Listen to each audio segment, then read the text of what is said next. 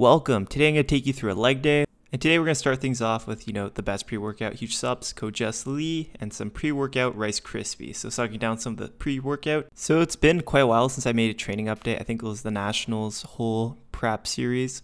But moving forward, I haven't been squatting too much recently because the bursitis in my hip has been really bothersome. It's super inflamed my hip. Right now my goal is just to kind of decrease some of the inflammation and to be able to squat twice a week without having any pain. Actually, once a week. Twice a week's pretty ambitious. Every single prep that I did in the last 3 years, I had nasty hip pain. Even the day before my best performance, the hip pain was like all-time high.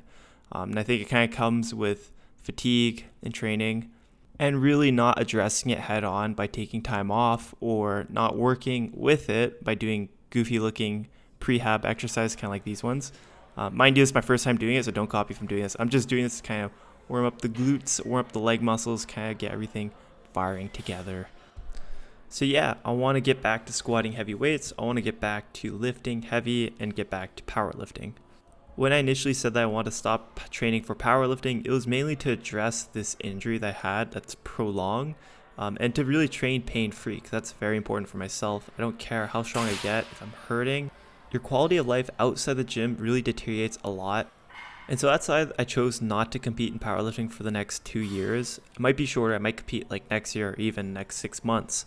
This all depends on how my body feels with getting back into squatting. If I feel great, I'll definitely sign up for a local meet and kind of reunite that fire I used to have for powerlifting. Not so much make a run at nationals, but just do it for fun, which it should be. Not put too much pressure on yourself to compete at the highest level. And have fun, start bodybuilding more, get a little bit more jacked. Let's be realistic, after 5 years of training and doing most things right, the progress kind of just slows down. But, depends what you're into. I love training both strength and bodybuilding. They complement each other magnificently. And this is my top set, by the way, 455 for a triple. And it moved decent, not amazing. I forgot belt like a bozo. Honestly, most programs should be light enough where you can do it beltless. I don't recommend it because you want to train in a very controlled environment. And when you have variables changing, like not having a belt, then training with a belt the week after, it could feel like foreign territory. And so I did make this mistake, but it's not a big issue because it is week 1. So I'm actually very happy with the set, even though it's like baby food for my size and what I've done in the past. But it's a win in my books because the pain, the inflammation wasn't bad and was barely noticeable. When you do have an injury, you still have to keep working. Ideally, you don't work with tons of inflammation where it hurts just to move. The pain, I'd have to say out of 10 would be like a 4, maybe a 3. And I'm purposely choosing movements that will not aggravate it any further, such as this awkward-looking Bulgarian split squat, which is very slow because I want to make sure that I don't lose position, because when I tend to lose position and have poor stability, I tend to feel like the inflammation gets brought back on and then I start having a lot of pain. So at the moment, compound movements like leg press, hack squat, even Bulgarian split squats, if I go too heavy, there seems to be a resurgence of the pain and inflammation that I have. And so I'm sticking primarily to isolation leg movements, and I'm not going too heavy, not because of pain or anything, just because a lot of these movements I've taken a break from doing at a very high intensity. So whenever you're getting back to movement, it's very important that you don't just go RP10 because the fatigue will probably not go away for the next session, and it might affect other movements like a deadlift or a squat if you're training leg extensions too heavy.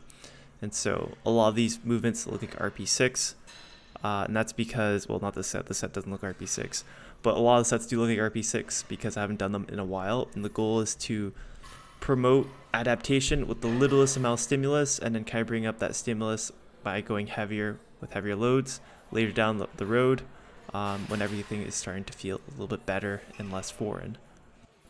So usually I'd focus on the shortened position on this movement. Honestly, I haven't done this movement all too much, and I don't have the motor control for it to really just pause at the top unless I really want to lift baby weights, but I kind of want to feel the quads more, and so just want the flow with a little bit heavier loads. But probably in the following weeks I'll have a little bit more strict form.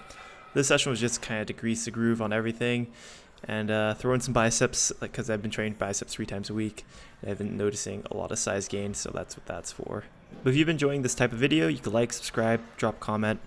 It's honestly nothing special, but I want to document the comeback to lifting heavy again. Haven't been deadlifting heavy, I haven't been squatting heavy.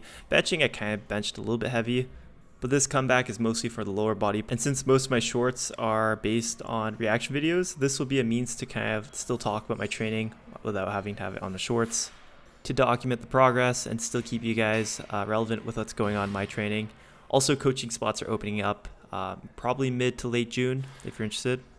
Yes, I keep pushing it. That's because I don't want to bite off too much that I could chew. Some shortcoming goals. If this 8-week period is refreshing, my body doesn't ache in pain, I hopefully should hit something pretty close to 750 on deadlifts. That'd be a nice goal.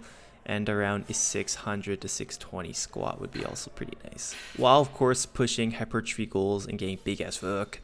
Now, my last tidbit of advice, if you don't want to do an exercise such as calves because you're bored and you don't see a purpose, just do 2 sets. Don't go ham on those 2 sets and just ease into it. That's always my best advice for doing exercise you don't want to do. Just realizing, contemplating about it in your head will probably be longer than actually doing the 2 sets and then go from there. Maybe next week you'll be more motivated, maybe not. And if not, you know it's only 2 sets, so it's not that bad.